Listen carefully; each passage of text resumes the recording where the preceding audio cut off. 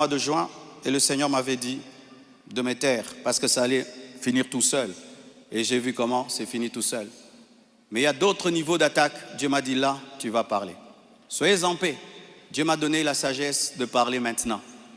Soyez en paix, respirez.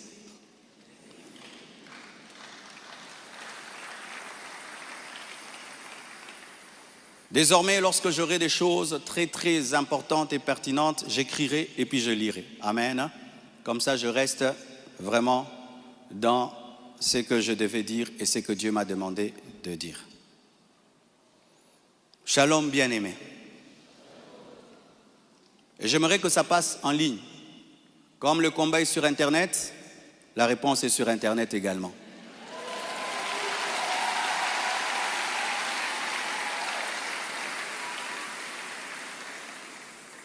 Je n'avais pas l'intention de m'exprimer publiquement à ce sujet, mais voyant le plan manifeste de l'ennemi, de s'aimer la division et de tenter de déstabiliser la communauté CREFEM, j'ai été conduit à sortir de mon silence.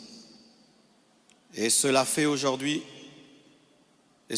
aujourd'hui dans toutes les extensions compassion dans le monde. Les pasteurs vont parler en résumé ce que je suis en train de dire ici, car les fidèles ont besoin de réponses. S'il ne s'agissait que de moi, j'aurais gardé le silence, car de telles choses me sont souvent arrivées. Mais puisque l'honneur de l'Église et la paix de plusieurs sont en jeu, je dois parler, car il y a un temps pour se taire, un temps pour parler.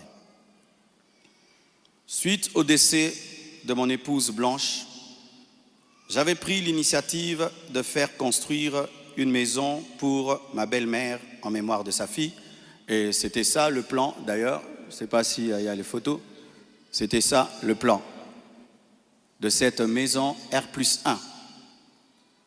Par amour pour elle, par amour pour sa fille, en mémoire d'elle.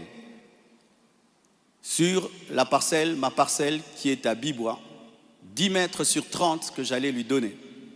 10 mètres, 15 mètres sur 30, ou 10 mètres sur 30, j'ai oublié. Alors, lorsque j'ai décidé de le faire, le projet était déjà en cours avec son fils et un architecte, d'ailleurs celui qui est en train de nous construire ici.